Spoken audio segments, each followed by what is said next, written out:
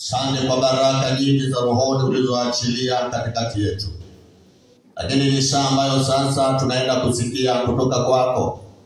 Ana Baba, ninajua kila majira na nyakati unala kusema kwa ajili ya watoto wetu. Neno la kutuhuisha na kutupa hatua nyingine katika maisha yetu ya kiroho. Neno la kutuhuisha na kutupa hatua nyingine katika imani. Neno la kutuhuisha na kutupa hatua nyingine katika utumishi ambao umeweka katikati ya watoto wako. Kila mlezi wa idara yetu ya wamama katika kanisa, na Bwana ameweka ujumbe moyoni mwake. Naomba fungua moyo wako, mpe nafasi aseme na wewe, mpe nafasi akushuhudie matendo makuu ya Mungu kupitia neno la Bwana. Bwana asifiwe. Shangilie basi Bwana Yesu tunapokaribisha.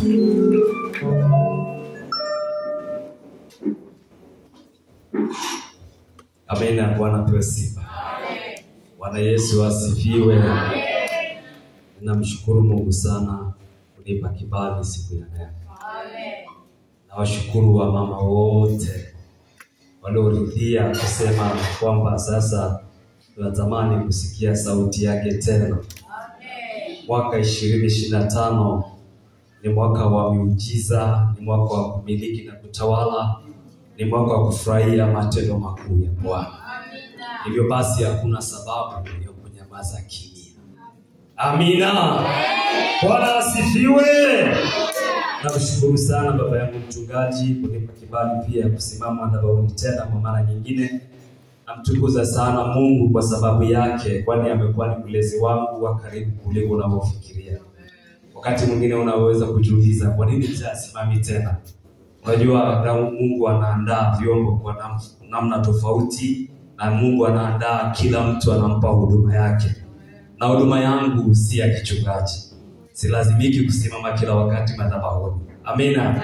Lakini maeneo mengi ambayo Mungu ameniita kufanya kazi, nami nawiwa sana katika maeneo yale. Na naomba Mungu anisaidie kufika kwenye yale malengo, hasa katika umri wa utu uzima. Amina. Amen. Amina. Haleluya.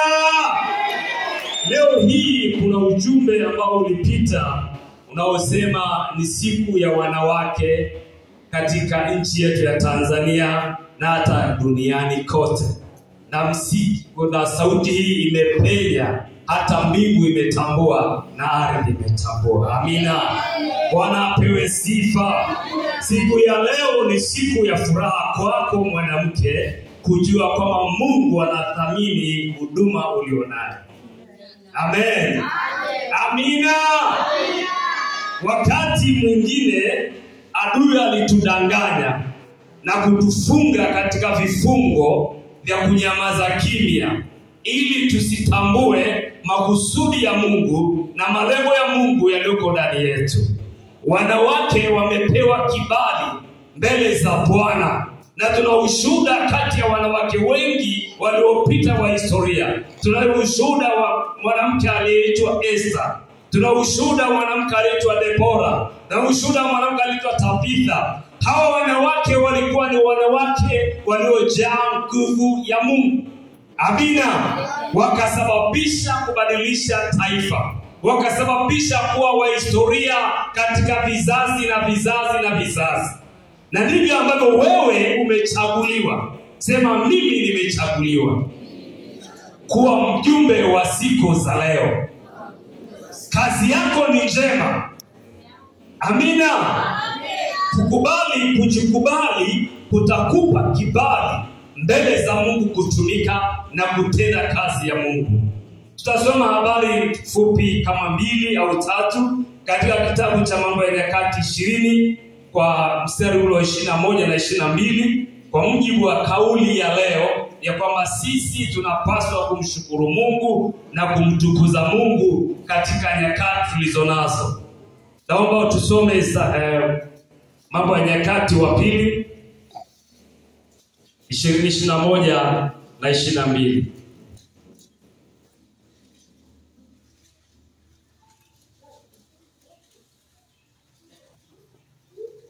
Mambo ya Nyakati wa pili, aliyepata nisome tafadhali.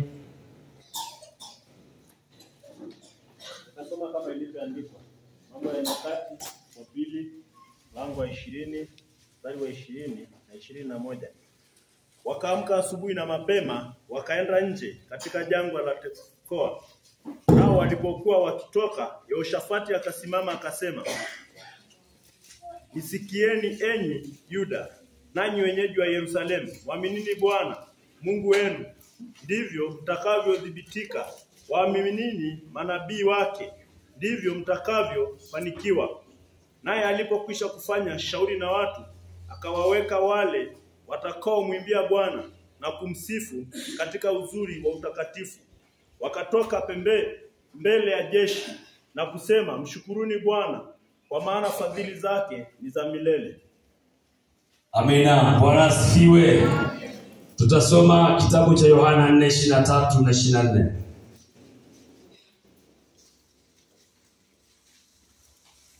Yohana 4:23 na 24.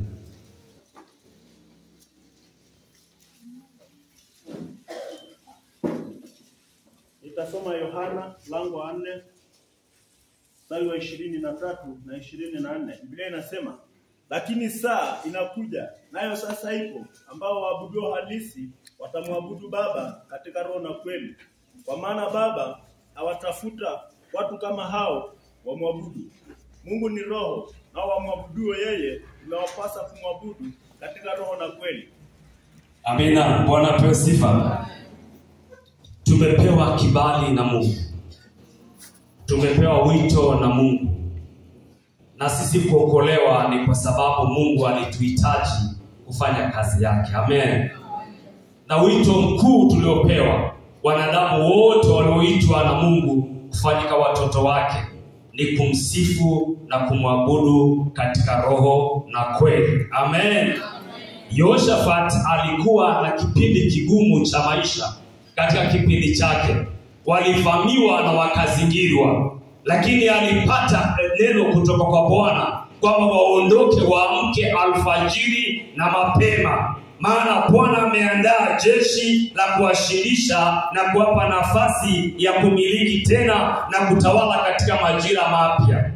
Yehoshafati alipokuwa katika hali ya kukata tamaa na kusononeka, lakini ujumbe wa Bwana ulipofika kwake, akaambia watu ya kwamba watoke sasa, wakamke asubuhi na mapema, wakamtukuze Mungu na wakamsifu Mungu, kwa maana wakati huo Bwana amejipanga kwa ajili ya kuwatumia nguvu ya malaika ili kuashiria katika taabu zao. Watu wengi hawawezi kumtukuza Mungu wakati wana mapungufu katika maisha. Watu wengi wanakata tamaa wakati maisha yao hayaendi vile wanataka. Wakati mwingine watu wengi wanavunjika moyo na kusema, "Bwana hayuko pamoja nami, ndio maana napita katika jangwa hili." Watu wengi wanakata tamaa na kudhani kwamba Bwana amewaacha. Lakini katika kitabu cha Yeremia 29:11 anasema, "Usiogope, maana Bwana ana mpango mzuri juu yako kwa ajili ya siku zako za mwisho." Amina. Upendo wa Mungu haujakuacha. Mungu anakujua kuliko unavyojitathmini. Mungu anajua taabu yako. Mungu anajua shida yako. Tatizo ni wewe. Tatizo ni mimi. Kuto kutambua ni majira gani na mtafuta Bwana, ni majira gani natangaza utukufu wa Bwana, ni majira gani namuita Bwana anisikie, ni majira gani ambayo Bwana ana neno la kuniambia nami nikaishi na kutenda. Amen. Bwana asifiwe. Wakati gani wapaswa kumtukuza Mungu? Nyakati hizi mbili, nyakati za furaha na nyakati za shida, nyakati za dhiki, nyakati za taabu. Yatupasa kumtukuza Mungu na kumshukuru Mungu, kwa sababu tukifanya hivyo uwepo wa Bwana utakuwa karibu nasi, maana sifa ni chakula cha Bwana. Amen. Bwana asifiwe. Kama ambavyo mwanadamu ili aweze kuishi anatakiwa kula na kunywa, ili aweze kuishi anatakiwa aishi maisha ya utulivu. Maisha ya shida ni ya kukusaidia wewe na mimi kusonga mbele. Amen. Kumtafuta Bwana, kuishi katika mapenzi ya Mungu, kutafuta sauti ya Bwana inasemaje juu yangu. Wakati Paulo na Sila walipofungwa gerezani, walikaa wakamsifu Bwana. Biblia inasema kanisa likaomba. watu walipokuwa wakiomba, wao waliimba, wao walimtukuza Bwana, na Bwana alijitokeza katika gereza. Vitasa vilivyokuwa vimefungwa, katika minyororo iliyofungwa katika mikono yao, katika miguu yao, yalidondoka mara. Kwa jina la Yesu, wewe ambao unapita katika misiba, wewe ambao unapita katika shida na adha, unapita katika mambo magumu usiyoyajua mbele, hauoni mbele yako kuna nini, nasema kwa jina la Yesu, kama ambavyo ile minyororo ya Paulo na Sila ikakatika taabu yako siku ya leo, siku ya wanawake duniani ambao wanamtukuza Bwana aliye hai. Haijalishi kuna mateso yako mbele yao, haijalishi hali ya hewa inatishia, tunaona wingu halipo, wingu nalo linaonekana haina mvua, tunaona taabu katika maisha yetu, nasema kwa jina la Yesu ya kwamba ile minyororo iliyokuwa inakufunga, ikakukataza kumtafuta Bwana, ikakataza kumshukuru Mungu, ikakataza kumsifu Bwana, hata katika taabu yako inapaswa kumtukuza aliye juu. Amina. Unapoingia katika ulimwengu wa ufahamu, katika ulimwengu wa kiroho na kumtaka Bwana, taabu yako ni mlango wa kutoka na kusonga mbele. Amina. Bwana asifiwe.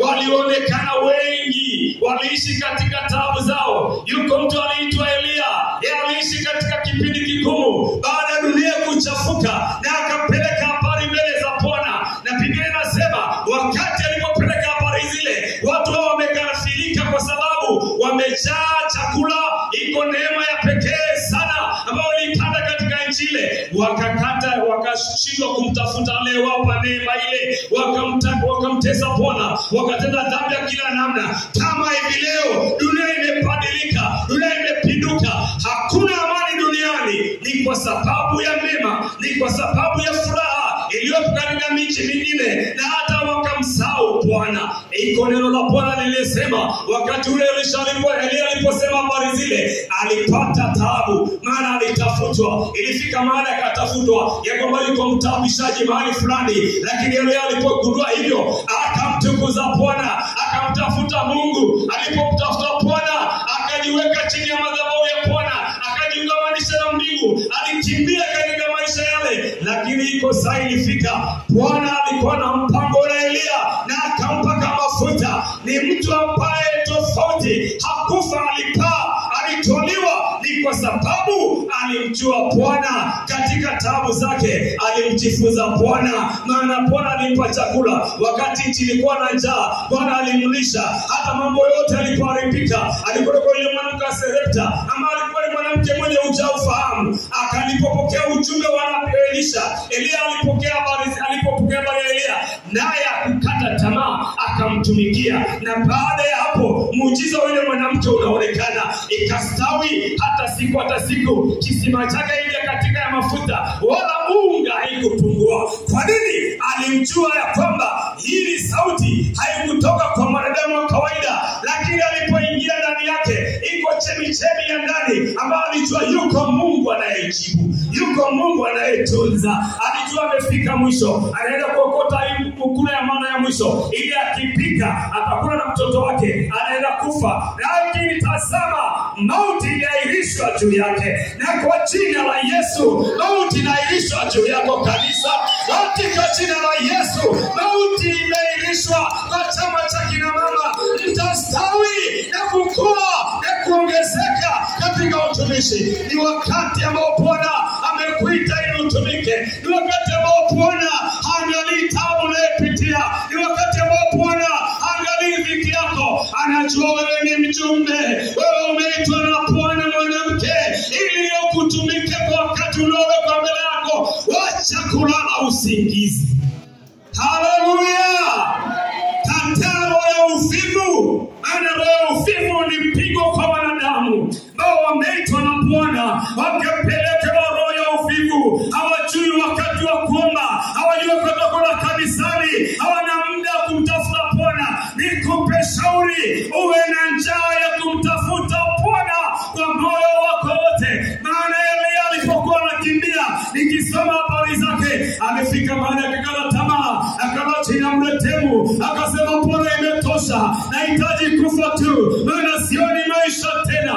lakini Bwana anasema hautakufa bali utaishi, utangaze utukufu wa Bwana na matendo makuu aliyoweka mbele yako na kizazi chako. Hakuna kukata tamaa, hakuna mauti kwa nyumba yako, hakuna mauti kwa kanisa, hakuna mauti kwa vijana, hakuna mauti kwa wamama.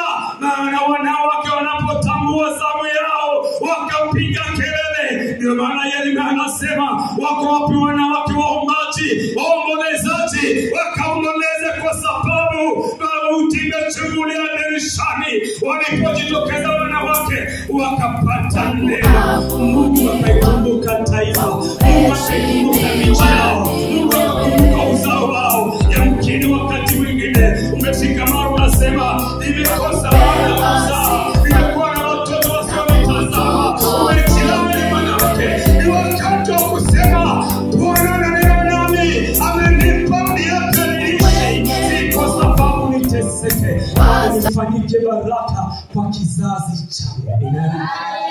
Haleluya, haleluya. Wanawake wakisimama kwa zamu yao, Mungu amewapa kibali. Ninyi ni viongozi, ninyi ni vyombo vya Bwana, ninyi ni wamiliki katika uzao. Maana umetulea kama watu waza utotoni, waanze utumbo la uzazi. Ulitulea kama mama, lakini leo hii yuko wapi adui anayekatisha tamaa juu yako? Neno la Bwana linasema usiogope, maana hautakufa, iko neema ya Bwana juu yako. Kataa uvivu unaokusuluga. Kataa uvivu unaosema usiende kanisani. Kataa uvivu unaosema usio na wakati wa kuomba. Jipange kuomba. Maana Yesu alipokuwa amejipanga wakati adui alipopanga njama ya kuangamiza Israeli yote kipindi cha Naamani, kumbuka ya kwamba wakati ule mwanamke yule alikuwa amesema nimekosa kibali kwa Bwana wangu. Hakuwa na kibali kwa mfalme tena, lakini ilipofika saa alipojimimina kwa Bwana akatenga siku 3 ya maombi. Yule mwanamke Esther, Biblia inasema ni mwanamke jasiri aliyebadilisha mapinduzi, na watu ambao walikusudiwa kuuawa waliishi wakatangaza mwaka wa Bwana na majira mapya. Yule adui alipigwa akakatwa vipande, na kusudi aliyopanga juu yako haitafanikiwa kwa jina la Yesu. Maana neema ya Bwana ipo kwa ajili ya watoto wako, kwa ajili ya maisha yako binafsi. Kazi yako ni moja tu, mtake Bwana na nguvu zake, na utamwona akitumika na wewe, akibadilisha mifumo yako. Yana yako haitakuwa hivyo tena, yana yako itabadilika. Angalia mambo ya mbele yako, mambo matukufu Mungu amepanga juu yako kanisa. Mungu anakupenda bado. Ndio maana nimepewa kuishi mimi na wewe. Ningekuwa ni mtu wa kulia leo, ningesema siwezi kusema, maana sijamuona Bwana katika maisha yangu yote. Nimemjifunza akinitendea. Nami nakushauri ya kwamba mtazame mpaka dakika ya mwisho, maana hatakuacha hakika. Haleluya, haleluya. Yesu ni mwema bado kwa ajili yetu. Yesu ni mwema kwa ajili ya taifa letu. Yesu ni mwema kwa ajili ya watoto wetu. Usitazame madhaifu, tazama matendo makuu ya Bwana. Tazama utukufu wa Mungu umeshuka. Wakisema hapana neema, waambie ndio majira yake, ndio wakati wake, ndio saa yake. Usikate tamaa. Amina. Bwana asifiwe. Jaa nguvu iliyojaa ushuhuda. Haleluya, haleluya. Usitazame jana yako. Jana nilikosa chakula, jana nilikosa maji, jana nilikosa sabuni, jana nilikosa kile. Tazama iko neema ya Bwana mbele yako. Kumbuka habari ya yule mwanamke, anapika chakula ya mwisho, anampa mtumishi wa Bwana, na alipompa mtumishi wa Bwana anarudi kwenye mapishi yake. Anashangaa, naona muujiza upo. Bado kibaba inasema nipike maana niko tayari. Alipopika kwa ajili ya watoto wake, walikula wakaishi. Amina. Amen. Amina. Bwana asifiwe. Mwanamke mmoja ambaye napenda kusikia habari zake, alikuwa ni mwanamke mjane, na alipoenda kwa mtumishi Elisha akamwambia, tazama mdai wetu amekuja, na unajua mume wangu alikuwa ni mtumishi, lakini tazama anataka kumchukua mtoto wangu ili kufidia deni nilokuwa nayo. Elisha aliposikia habari zile aliuliza neno moja tu, uko na nini mkononi? Leo hii Bwana akiuliza kwako, uko na nini mkononi kwako? Uko na nini mkononi mwako mwanamke? Uko na nini? Umejaa masengenyo, umejaa kukata tamaa, umejaa viaka, umejaa kuvunjika moyo. Uko na nini kwako? Uko na nini? Haleluya! Haleluya! Haleluya! Tamani kuwa na kitu utakachomwonyesha Bwana. Saa yako inapofika, ukaulizwa swali, uwe na jibu. Hata Musa alipofika katika mto Yordani, bahari ya Shamu ilimsikia. Bwana Mungu anamuuliza, una nini Musa? Musa anasema, niko na fimbo. Anasema, tumia hiyo ukaipige bahari, na bahari inatii sauti ya Bwana. Uko na nini? Umebeba nini ndani ya moyo wako? Umebeba tamaa? Ndio kifungu chako, ndio kifungu changu. Nimejifunga kwa minyororo mwenyewe, sina namna kujifungua. Hakuna maombi atakaye kufungua, ni wewe mwenyewe kukata shauri na kusema ni zamu yangu kumwangalia aliyeniumba. Maana maisha yangu, jana yangu isikuwe kwa ya taabu. Kesho yangu itakuwa ya baraka, kesho yangu itakuwa ya mafanikio. Tazama mtazamo chanya, usitazame mtazamo hasi. Jana uliishije? Mungu alitengeneza njia. Ilipofika mahali ukakosa chakula kwa watoto wako, lakini tazama leo bado unaishi. Miaka inaenda, siku zinazoongezeka, lakini tazama nikupe shauri, mtukuze Mungu wako. Maana yeye ndiye akupaye maisha, yeye ndiye akupaye baraka, yeye ndiye aletaye ulinzi, yeye ndiye aletaye amani katika ndoa, yeye ndiye afunikaye maisha, yeye ndiye abarikiaye mipango yote. Hakuna jambo tuliwahi kulitenda chini ya jua tukafanikiwa pasipo Mungu. Ndiye Mungu aliyesimama mbele yetu, akatutetea, akatupigania, akatukinga na ajali barabarani, akatufanya tulivyo leo. Tukimtukuza tukisema, ustahilie sifa ni wewe, anayestahili kuabudiwa ni wewe Mungu uliyejua yote. Ndiye Mungu peke yake anayestahili kupewa sifa katika maisha yako. Amina. Bwana apewe sifa. Mimi ni mmoja na watu ambao nimetendewa. Unapenda nikushuhudie? Unapenda nikushuhudie? Mimi ni mmoja kati ya wale wanawake, yule ambaye alikuwa anadaiwa, yule ambaye alikuwa anafika kibaba cha mwisho cha kupika cha unga, akijua naenda kufanya hii ya mwisho nipate wakati nife na mtoto wangu. Mimi ni mmoja. Haleluya! Mimi ni mmoja. Mimi ni mmoja. Bwana amenitendea, amenifanyia, na ananitendea, na anaendelea kutenda hata nitakapofika mwisho wa kazi yangu. Haleluya. Haleluya. Ninaishi maisha ambayo ni maisha ya siri sana.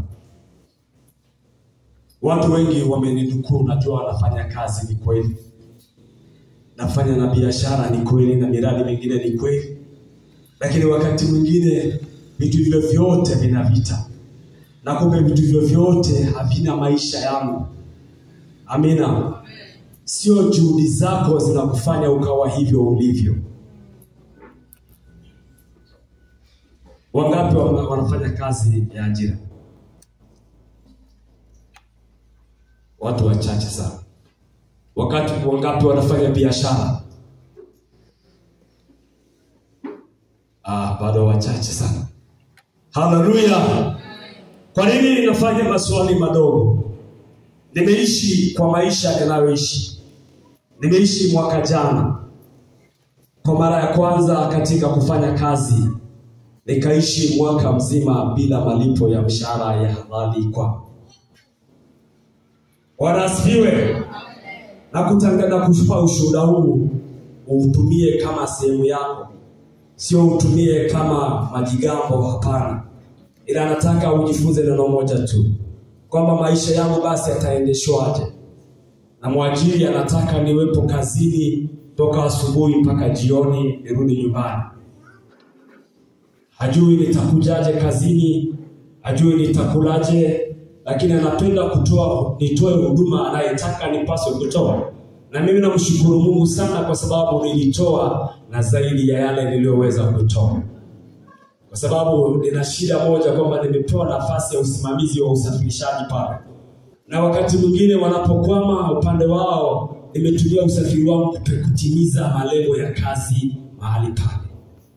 Kwa kibinadamu singewezekana, kwa sababu wao hawajaniwezesha. Lakini ninapofika mahali, kwa sababu ninachojali mimi ni kwamba nimepewa huduma sehemu ambayo ni sensitive sana, kuhudumia wagonjwa. Na mimi nasema siku moja naweza nikawa mgonjwa. Na mtu mmoja akagoma kunipewa huduma mimi, na maana nitakupoteza maisha yangu kwa haraka zaidi. Bwana apewe sifa. Lakini kwa maana hiyo basi, kwa maisha yangu mwaka jana wote sina mshahara. Na sina kazi ya biashara nyingine. Kwa sababu naenda asubuhi saa 12:30 na kurudi saa 10 au 12 siku nyingine mpaka usiku saa 4 kwa ajili ya huduma ya utumishi. Lakini ninapenda nikutazamishe tu kwamba sikutegemea mshahara. Ningetegemea mshahara ningelikufa au ningekuwa nadaiwa sana. Atukuzwe Mungu mbinguni kwamba sina madeni nayodaiwa. Amina. Bwana asifiwe. Nimemtumainia Mungu, naye Mungu hajaniacha. Katika mwaka jana ndio mwaka ambao nilibarikiwa. Ndio mwaka ambao Bwana amenifanyia kazi ambayo sikutegemea kwa akili zangu ningefanikiwa. Nakumbuka kanisa nilikuomba ushirika pamoja nami kumtolea sadaka Mungu shukrani kwa ajili ya kunipa maji. Na maji ile iligharimu pesa nyingi. Pesa sikujua imetoka wapi. Lakini najitafiti na kujitafuta, nasema ni kwa nini haya yametokea. Nimejua Mungu aliye hai. Nimemtukuza Mungu anayeweza kuinua maisha kwenda hatua nyingine. Yeye amekuwa baraka yangu na amekuwa sababu yangu kuishi. Na amezuia madeni yasipatikane kwenye familia yangu. Amina. Bwana apewe sifa. Kanisa, usitazamie vitu vinavyoonekana kwa macho, kwamba ndio vinafanya maisha yako. Hivi nilivyo mimi ni kwa neema, wala sio kwa ujanja wangu, ni kwa neema. Hivi nilivyo mimi ni kwa neema, wala sio kwa ujanja wangu. Mchafu, yeye ni mlafi, anaweza kujiba, lakini bado Mungu anamtumia mtu kitu ambacho huwezi kudhani katika maisha yako angeweza kutumiwa. Hata mimi nimetumiwa, yamkini yuko kunguru wangu mahali fulani ambaye Bwana amemwandaa, ananihudumia siku hata siku, saa hata saa. Sijafika mahali ukata tamaa. Kwa nini unakata tamaa? Mwangalie Mungu mbinguni. Ana majibu ya maisha yako. Ana majibu ya familia yako. Ana majibu ya taifa lako. Ana majibu ya kanisa letu. Ana majibu ya kila mtu. Usikate tamaa. Amina. Bwana apewe sifa. Yeye ni Mungu anayeishi. Amesema usiogope, maana nina mipango mizuri juu yako kwa ajili ya siku zako za mwisho. Wewe na watoto wako, wewe na kizazi chako. Kazi ya mwanamke ni kuomba kwa ajili ya familia yake. Ukisoma Mithali ya 31 utaona mwanamke hodari katika kifungu kile. Ni mwanamke anayejua wajibu wake, mwenye kutunza familia yake. Mwanamke ni mtu asiyekata tamaa. Amepewa roho ya ujasiri sana, na amepewa uwezo wa kufikiri na kupanuka kimawazo zaidi. Amina. Bwana apewe sifa. Usikate tamaa. Ni marufuku kukata tamaa. Yeye aliyekuwepo nawe mwaka jana, hata mwaka huu atakuvusha. Hata mwaka huu atakushindisha.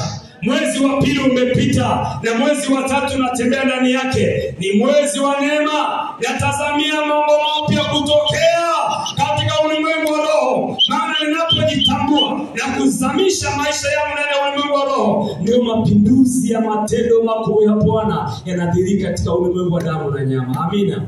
Bwana apewe sifa. Usijikatae mpendwa. Tamani kukaa karibu na Mungu zaidi. Tamani kuimba sifa zake. Tamani kuimba zaburi na tenzi ndani ya maisha yako. Wanawake wengi wanapopika vyakula jikoni, wenye kujaa roho, wakipika na kuimba, kile chakula kitakuwa kisafi na kitamu sana, na itatosheleza watoto. Hata wageni wangeongezeka ile kibaba uliopanga wakati ule, kwa sababu ulikuwa ukiimba na kusifu, ukimtukuza Mungu. Hata wangeingia watu kadhaa na kadhaa, wataingia na watakula mezani pako, na utajiuliza, hivyo ni chakula kimetoshaje watu hawa? Kina mama, ikutokea hivyo katika nyumba zenu? Je, niwaulize, kama utakuwa umepika kile chakula, umelia, umetaabika, umejaa hasira, watoto hawakusikii, mume amekuwa mkorofi, huna hili, huna lile, umejaa manunguniko, unafikiri chakula kile kitakufa wewe mwenyewe? Hata peke yako haitakufa, wala familia yako italete matunda. Nikuambie kwamba badilisha mtazamo wakati wa kupika.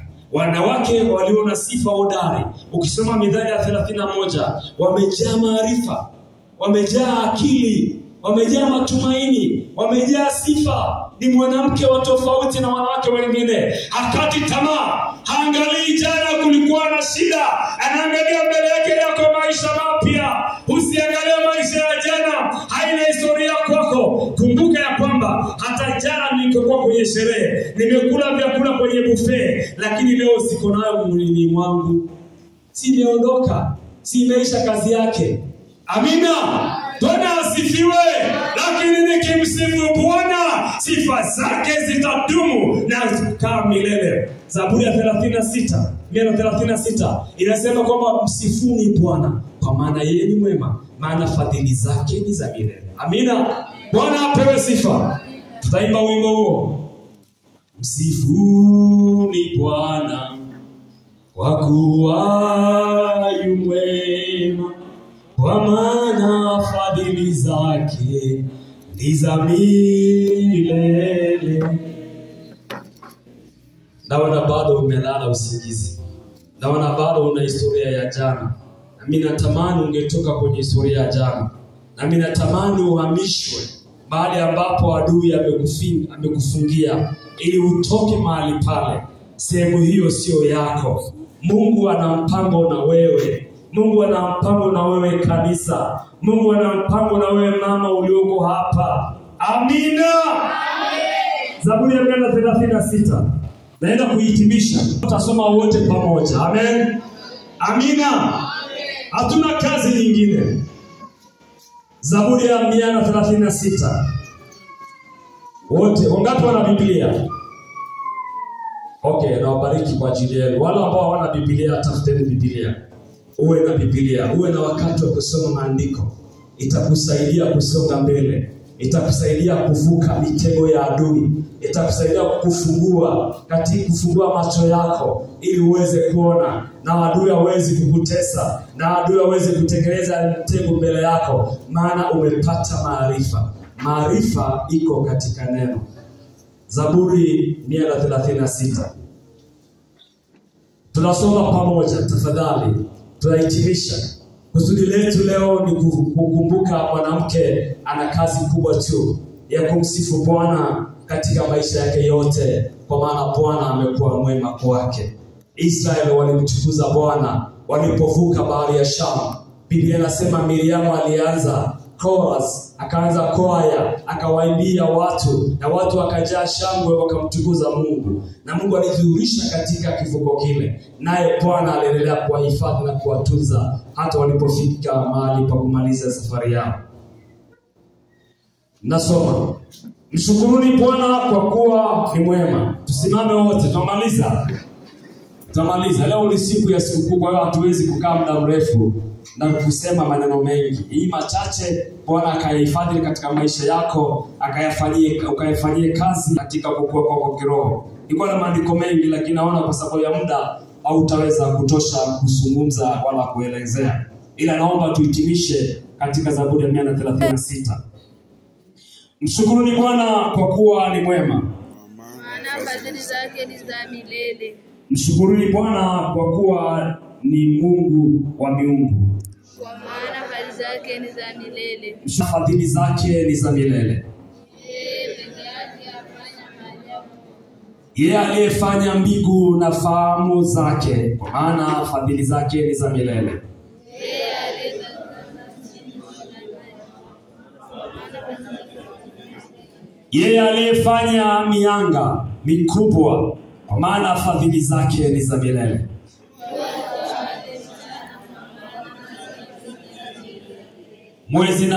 Mwezi na nyota zitawale usiku, kwa maana fadhili zake ni za milele.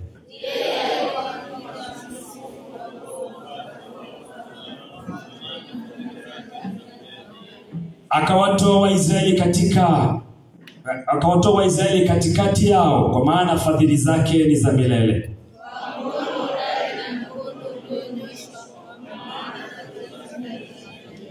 Yeye aliyeigawa bahari ya Shamu, kwa maana fadhili zake ni za milele.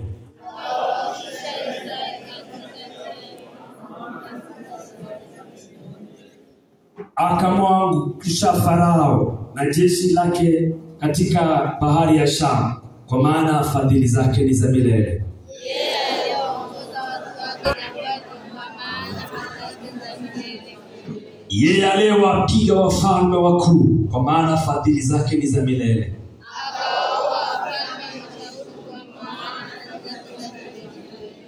Sihoni mfalme wa Waamori, kwa maana fadhili zake ni za milele.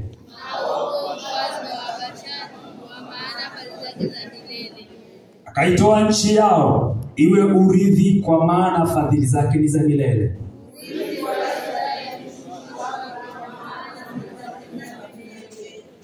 Aliyetukumbuka katika unyonge wetu, kwa maana fadhili zake ni za milele.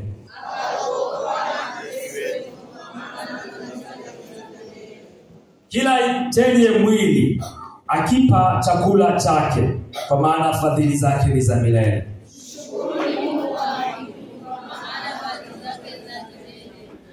Amen. Naenda kuhitimisha nikimkabidhi Baba atafanya maombi kwa ajili yetu wote. Mungu akubariki, nikutakie kila laheri na maandalizi mema kwa ajili ya mwaka ujao. Naamini mwaka ujao utakuwa kwenye viwango vingine kama ambavyo Bwana ametutendea, na leo tunaimba fadhili zake ni za milele. Maana yeye alitufanyia tukawa hivi tulivyo leo. Kwa akili zetu isingewezekana, kwa mawazo yetu isingewezekana, kwa mapito yetu isingewezekana, lakini hakuna jambo lolote duniani lisilowezekana kwa Bwana. Maana yeye akisema ndio, wala hakuna kuzuia. Mungu akubariki. Shangilia Bwana Yesu. Nikuweke katika maombi, kurudia ule mstari. Imebeba ujumbe mkubwa sana. Anasema katika 24, akatuokoa na watesi wetu, kwa maana fadhili zake ni za milele.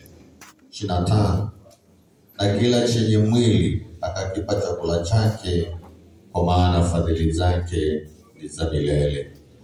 Uhitaji wa rohoni na uhitaji wa mwili, Mungu anajali vyote. Hebu inua mikono yako tunapoenda mbele za Bwana kumimina.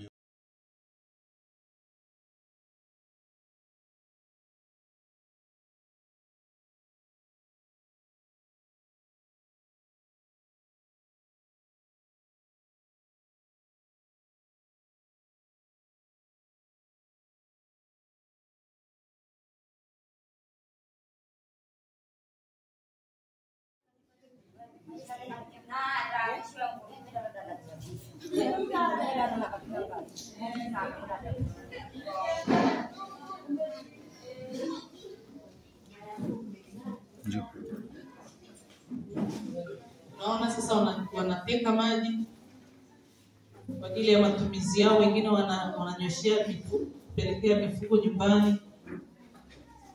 Haya, tunaona sasa wameteka maji yao, wanaondoka.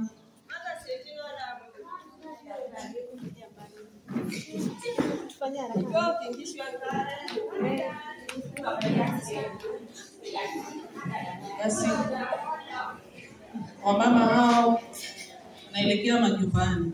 Wakati huu tunamwona Yesu na yeye anaingia. Yesu ametoka kwenye kazi ya Mungu kuhubiri huko, anakuja, anafika kisimani pale, amechoka, atapumzika. Yesu amepumzika pale, na wakati huu tutamwona mwanamke Msamaria anaingia. Yeye anakuja muda wa saa 6, hakuna mtu yeyote bombani, anakuja mwenyewe.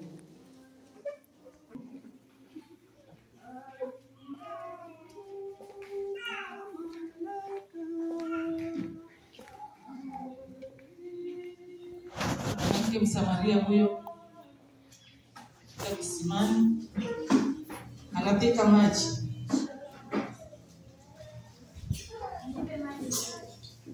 Yesu anamwambia nipe. Ungalijua karama ya Mungu, naye ni nani akuambia nipe maji mimi? Bwana, nimekuaje kutaka maji kwangu? Nani ni mwanamke Msamaria? Ungalijua kuombaye maji, ungelijua karama ya Mungu, naye ni nani akuambia nipe maji nini? Ungalimwomba yeye, naye angekupa maji yaliyo hai.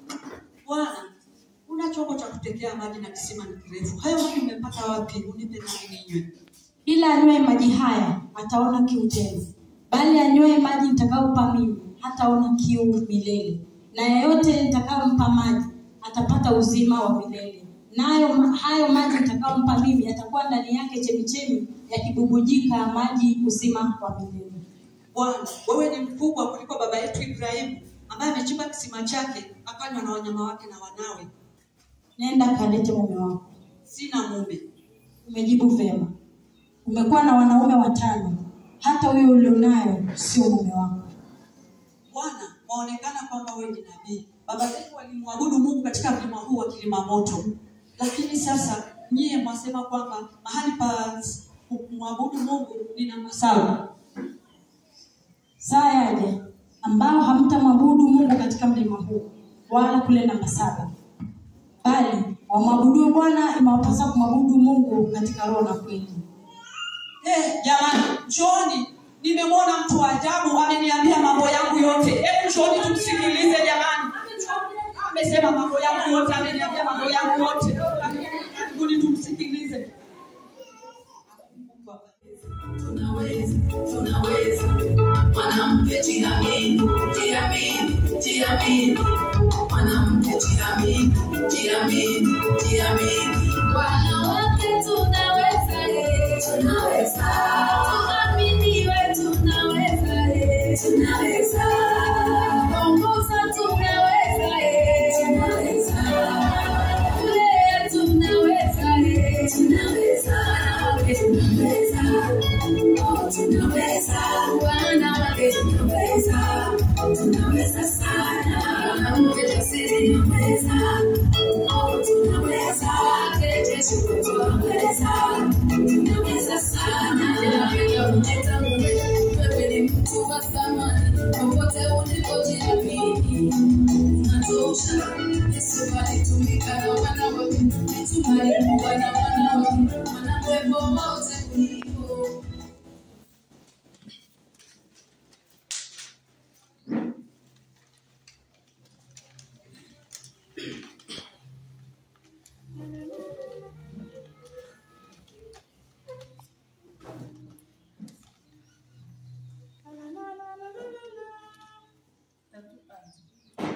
Odi twaingia mbele yenu tasimama, tunamshukuru Bwana siku ya leo kutupa. Kwa hamu tulingojea, Mungu ametujalia, la muhimu kufahamu, tumwabudu ni Bwana. Biblia tunasoma, maandiko kuyashika, maagizo zingatia, watumishi kufundisha. Neno limefunuliwa, kuelewa ni lazima, la muhimu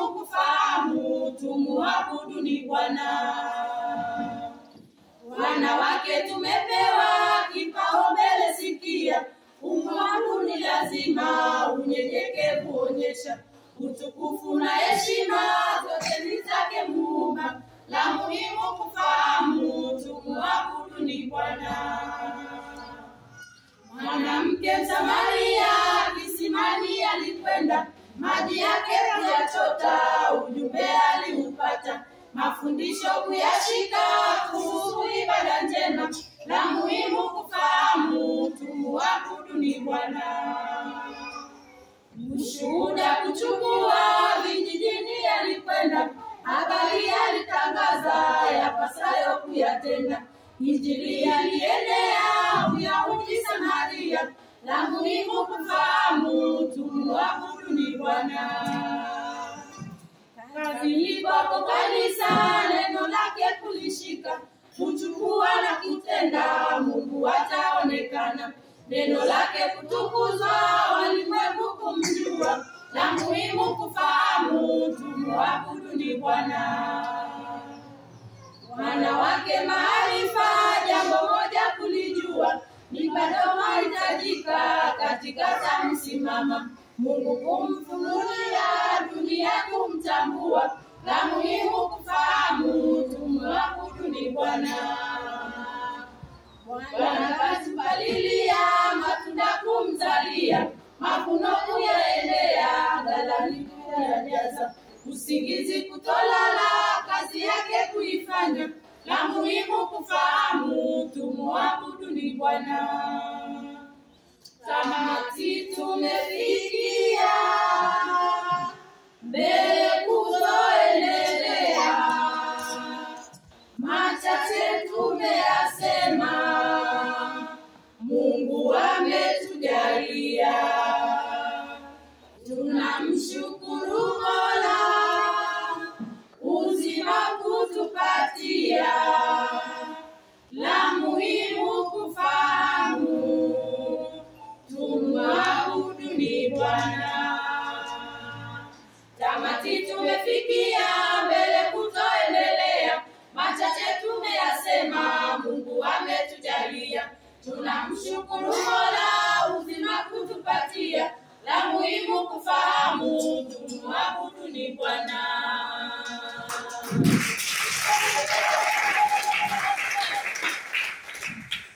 Hili limetungwa na wanawake wa Kulimamoto, ikiletwa kwenu kushirikiana na Nuru Pendaeli pamoja na Amameshaki pamoja na pamoja na